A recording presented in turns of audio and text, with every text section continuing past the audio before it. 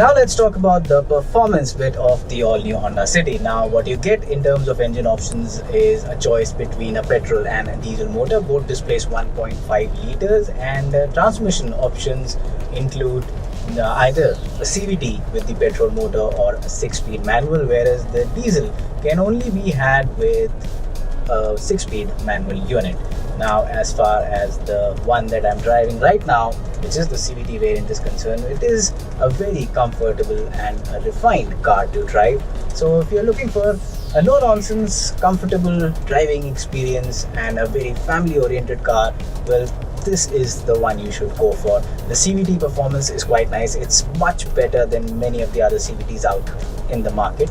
And of course, there is the rubber band effect. It's not devoid of that rubber band effect, but it's not to the point that it might really put you off. So yes, it's a well synchronized unit.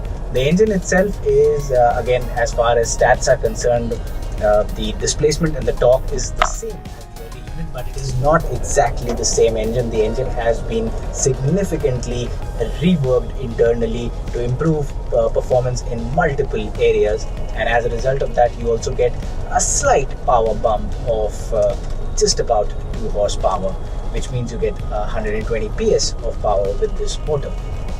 Now the motor itself is a very refined unit, and the performance again is quite nice, but really the highlight for me is the fact that with the manual gearbox, the all-new City is an absolute treat to drive. And like I said earlier, the first generation was such a magnificent car to drive. It was such a joyful car to drive. This finally, after the first generation, is a car that you can really enjoy driving because the motor is really nice. It revs freely to about 6,500 RPM. It does not complain at all if you're revving her hard, and the manual gearbox again is slick. The gear throws are short, the gear ratios are well matched to the engine. So couple all of this, and what you get is a phenomenal driving experience, which really brings back the sweet memories of the original, the first generation Honda City, and that in my view is the biggest achievement for this all new 5th generation Honda City, bringing back that driving DNA from the original model. But beyond that, again, it is a great car to drive even in terms of everyday performance. If you talk about ride quality, is quite supple. Honda City has always been known for offering good ride quality, and that legacy continues in the new City as well. Now the handling also is good, so what you get is a great balance between handling and ride quality. Of course, there's a slight bias towards comfort, so the suspension is tuned more towards the softer side, but that does not mean the City feels nervous around corners.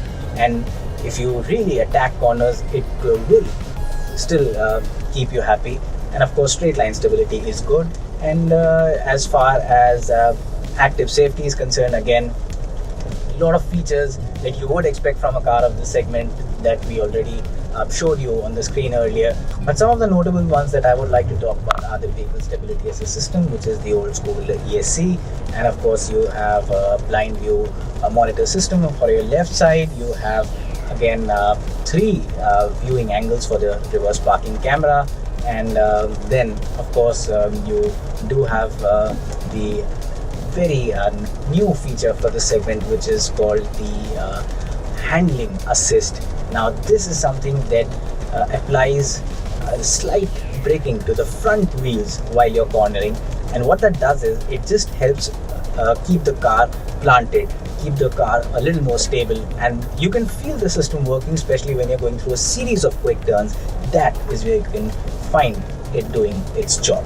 So yeah, in a nutshell, well, the Honda City has grown once again in the new generation. It's much better to drive. It's very refined, it's comfortable, and like I said, the highlight is that it's once again fun to drive.